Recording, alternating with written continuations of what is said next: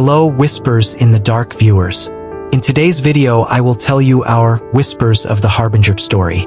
You may feel scared while listening to this story. If you are ready for horror and mystery, let's start. Sarah Williams stared at the ceiling, her eyes wide open and her mind racing. It was 3 a.m., and once again, sleep had eluded her. The familiar tug of anxiety gnawed at her, a constant companion that had become increasingly difficult to ignore. As a journalist, Sarah was no stranger to late nights and restless sleep. But this was different. Ever since she had returned to her childhood home to investigate her family's dark past, the insomnia had become debilitating, and the nightmares had grown increasingly vivid and terrifying. Sarah sighed and glanced at the old, ornate clock on the nightstand. The hands seemed to mock her, ticking away the hours until dawn. With a resigned shrug, she swung her legs over the edge of the bed and padded across the creaky floorboards to the window. The town outside was shrouded in darkness, save for the occasional flickering streetlight. This small, eerie town had always been the stuff of local legends, a place where the supernatural seemed to lurk around every corner. Sarah had grown up hearing whispers of haunted houses, strange disappearances, and unexplained phenomena. As a child, she had been fascinated by these stories, but now, as an adult, they only served to heighten her anxiety. A sudden movement in the shadows outside caught her eye, and Sarah's heart leapt into her throat. She strained to make out the shape, but the darkness seemed to swallow it up. Shaking her head, she tried to convince herself that it was just a trick of the light, a figment of her overactive imagination. Still, the uneasy feeling in the pit of her stomach refused to subside. Returning to the bed, Sarah reached for the notebook on her nightstand, flipping it open to the pages filled with her scribbled notes and research.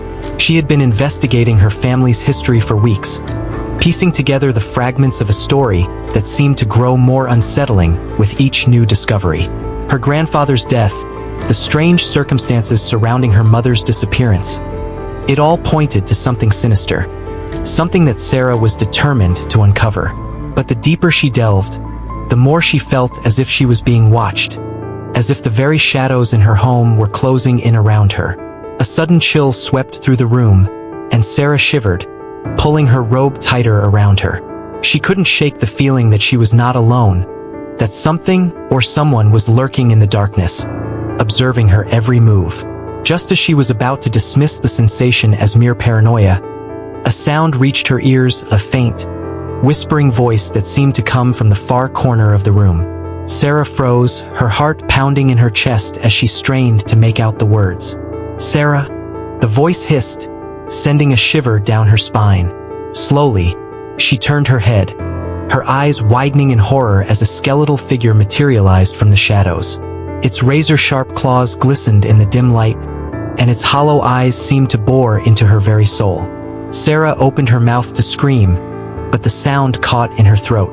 She was paralyzed, trapped in a waking nightmare as the Harbinger, the creature from her darkest dreams, advanced towards her, its whispers growing louder and more menacing. "I've been waiting for you, Sarah," the Harbinger rasped, its voice a chilling, guttural sound that seemed to reverberate through the room. "I know your fears, your secrets, and I will feed on them until there is nothing left." Sarah's mind raced, desperately searching for a way to escape, but the Harbinger's presence seemed to suck the very air from the room, leaving her breathless and disoriented. She tried to move, to run, but her limbs felt heavy, as if weighed down by an unseen force. The Harbinger's claws reached out, and Sarah flinched, bracing herself for the impact. But the creature paused, its hollow eyes narrowing as it studied her, a twisted grin spreading across its skeletal face. "You're not ready yet," it hissed, its voice dripping with malice. "But I will be back, Sarah. I will always be back, until you face your fears and embrace the darkness that lies within." With those chilling words, the Harbinger vanished, leaving Sarah alone in the dimly lit room, her heart pounding and her mind reeling. She sat there, trembling, unable to shake the feeling that the creature's presence had left an indelible mark on her soul. As the first rays of dawn began to peek through the curtains, Sarah knew that sleep would elude her once more. The harbinger had made its presence known, and she could no longer ignore the darkness that had taken root in her life. She would have to confront her fears, no matter the cost, if she had any hope of reclaiming her sanity and uncovering the truth about her family's past. With a deep breath, Sarah closed her notebook and made her way to the kitchen, determined to fortify herself for the challenges that lay ahead. The harbinger had issued its warning, and she knew that the battle had only just begun. The smell of coffee filled the air as Sarah sat in Dr. Ethan Moore's office, her fingers gripping the cup as if it were an anchor to reality. The psychologist's office was a sharp contrast to her chaotic thoughts' warm tones, shelves lined with books, and a single potted plant that seemed to thrive in the tranquil environment. But Sarah found no comfort here. Dr. Moore, a man in his late 40s with a calming presence, leaned forward, his notebook resting on his knee. His piercing green eyes met Sarah's, and for a moment, she hesitated, unsure if she could share the horrors that had taken root in her life. "Take your time, Sarah," he said, his voice low and steady. "Start from wherever feels right." She inhaled deeply, her thoughts tangled. "It started with nightmares," she began. "Vivid, terrible nightmares. And then, it wasn't just dreams anymore. I'm seeing things, hearing things. This thing called the harbinger." Dr. Moore didn't flinch. "The harbinger?" he asked, pen poised. Sarah nodded, her voice trembling. "It's like it knows me, my fears, my secrets. It said it would feed on them, until there's nothing left of me." For a moment, silence hung in the room, broken only by the faint hum of the heater. Dr. Moore jotted something down before speaking. "Fear manifests in many ways," he said. "Often, our minds create entities or symbols to process trauma or unresolved emotions. But you believe this is something more." "It is more," Sarah insisted, her grip tightening on the cup. "I feel it. It's real, and it's tied to my family." At the mention of her family, Dr. Moore tilted his head. "What about your family, Sarah? You've mentioned a troubled history." Sarah hesitated, then began recounting the fragments of her research: her grandfather's death under strange circumstances, her mother's sudden disappearance, and the whispers of a curse tied to her bloodline. As she spoke, her voice wavered, but her resolve strengthened. "There's something they were hiding," she said, "something no one wanted to talk about. I think the harbinger is connected to that secret." Dr. Moore leaned back in his chair. "Have you considered that uncovering these secrets might be what's triggering these experiences?" "I've thought of that," Sarah admitted, "but it's not just in my head. It's real, and it's growing stronger." As the session ended, Dr. Moore handed her a book. "This might help," he said. "It's about fear and the subconscious. And if you experience anything else, write it down. We'll analyze it together." That night, back in her childhood home, Sarah sat by the fireplace, the psychologist's words echoing in her mind. She flipped through the book absent-mindedly, her thoughts drawn to the journal she had found in the attic days before. It had belonged to her grandfather, and its pages were filled with cryptic entries about a shadow that follows. The entries grew more unsettling the further she read. "It speaks to me in whispers," one line said. "It promises power but demands a price."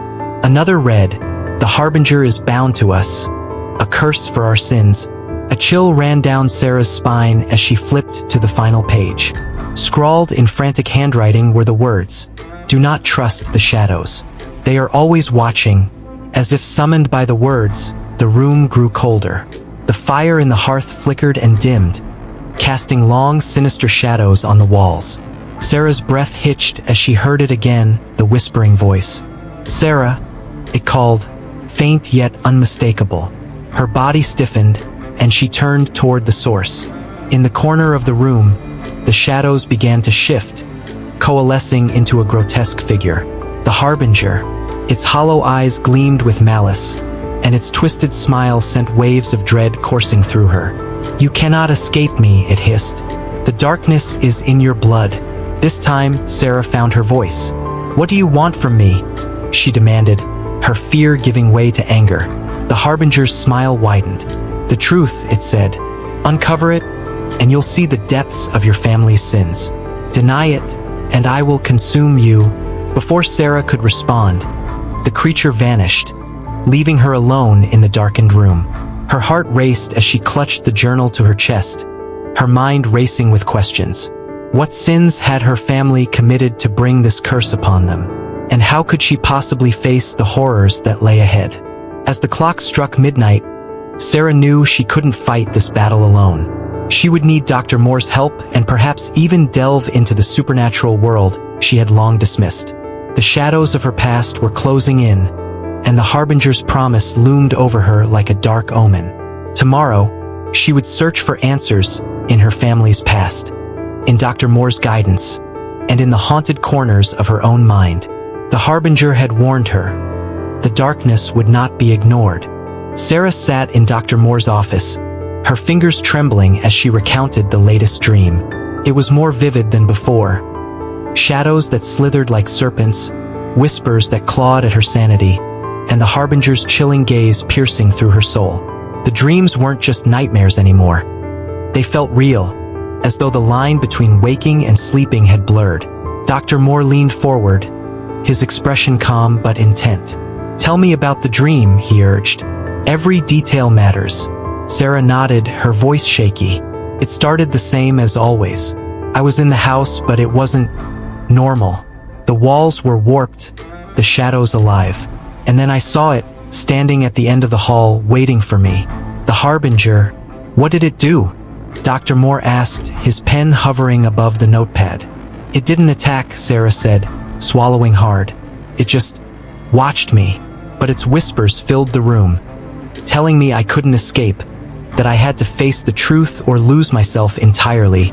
Dr. Moore scribbled a note before meeting her gaze. "Sarah, nightmares often reflect our subconscious fears. The Harbinger seems to be a manifestation of something deeper. Your unresolved trauma, your guilt, maybe even your anxiety about the truth you're uncovering." Sarah's brow furrowed. "But it feels so real. What if it's not just in my head? What if it's something else?" Dr. Moore hesitated, choosing his words carefully. "Even if it's something supernatural, it's feeding off your fear. If you can confront what it represents, you may weaken its power over you." His words echoed in her mind later that night as she sat on her bed, surrounded by scattered pages of research. Each piece of her family's history pointed to a legacy of betrayal, greed, and secrets buried so deep they had festered into something monstrous. The Harbinger wasn't just a demon. It was a product of that darkness, a guardian of the truths her ancestors had tried to suppress. As the clock struck midnight, exhaustion overcame her, and she drifted into a restless sleep. This time, the dream was different. She stood in a mirror version of her home, the walls pulsating with a sickly, unnatural light. The Harbinger was waiting, its skeletal form towering over her, its claws tapping rhythmically against the floor. "Why do you haunt me?" Sarah demanded, her voice trembling but firm. The Harbinger tilted its head, a grotesque grin spreading across its face. "I am you," it hissed.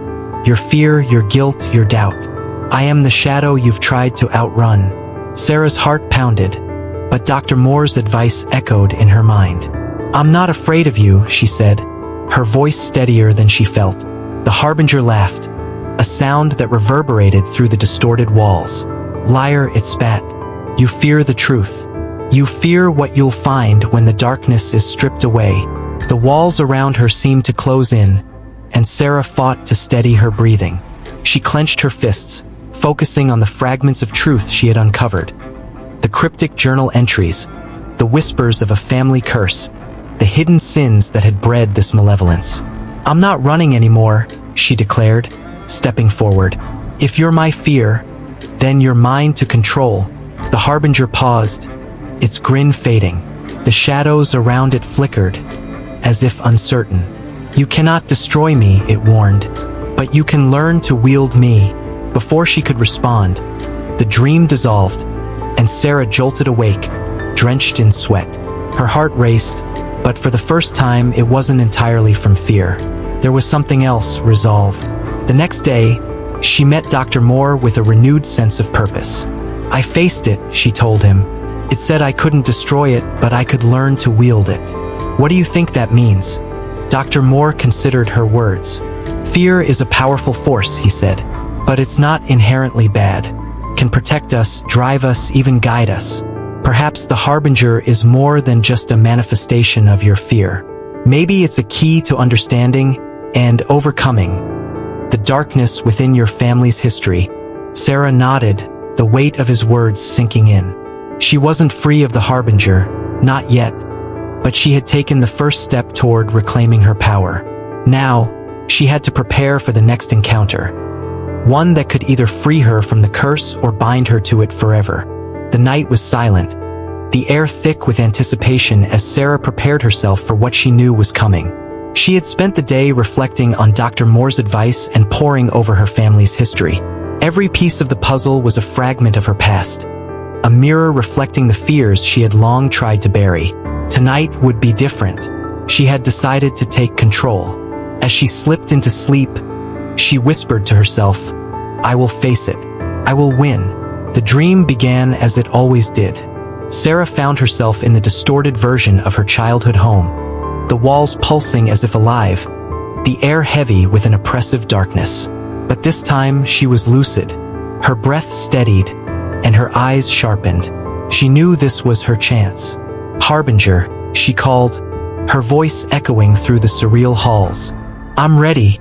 The shadows coalesced at the end of the corridor, forming the skeletal figure she had come to dread. Its hollow eyes glowed, its razor-sharp claws glinting ominously in the dim light. "You summon me now?" it hissed, its voice dripping with disdain. Brave or foolish, Sarah stepped forward, her heart pounding but her resolve unshaken. "I'm not afraid of you anymore. You're a part of me, but you don't control me." The harbinger laughed, a deep, guttural sound that shook the walls. "You think you've won because you understand? You're still weak, still chained by your fear and guilt." With a flick of its clawed hand, the dreamscape shifted. The walls melted away, revealing a swirling vortex of memories. Sarah saw fragments of her childhood, her mother's haunted eyes, her grandfather's funeral, the arguments, the secrets whispered in the dark.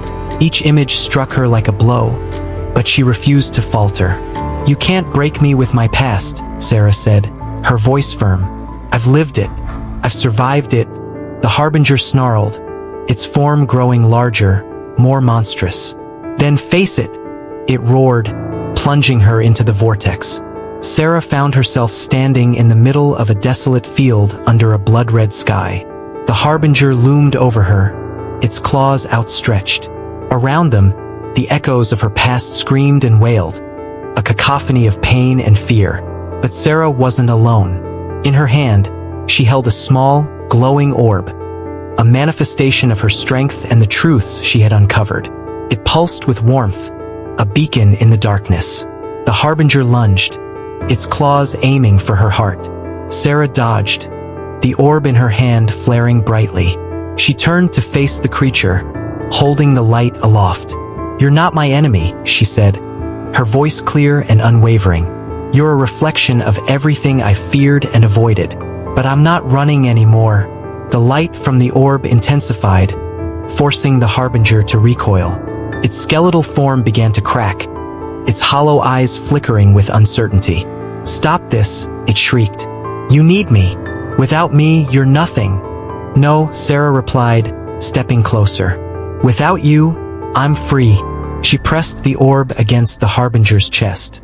The creature screamed, its body shattering into shards of darkness. From the fragments, a new figure emerged, smaller, less menacing. Its form was still skeletal, but its edges were softened, its eyes no longer hollow but filled with a dim, gentle glow. The new entity stood before her, quiet and subdued. "You've accepted me," it said, its voice calm. "I am part of you, but I no longer control you." Sarah nodded, a single tear rolling down her cheek. "We all have darkness, but it doesn't define us." "Can't." Sarah awoke with a start, the early morning sunlight streaming through her window. Her breath came in slow, steady waves, and for the first time in weeks, she felt a sense of calm. The oppressive weight that had followed her was gone, replaced by a quiet strength. As she sat up, She noticed the notebook on her nightstand, open to a blank page. She reached for it, her hand steady, and began to write. The harbinger wasn't a monster. It was my fear, my guilt, my pain. But I faced it, and now I am free. Sarah closed the notebook, a small smile playing on her lips. The battle was over, but her journey was just beginning. With her newfound strength, she was ready to embrace life and uncover whatever truths still lay hidden, without fear. Thank you for watching this video. I hope you liked our video. Don't forget to subscribe to our channel, like our video, and share your thoughts with us in the comments.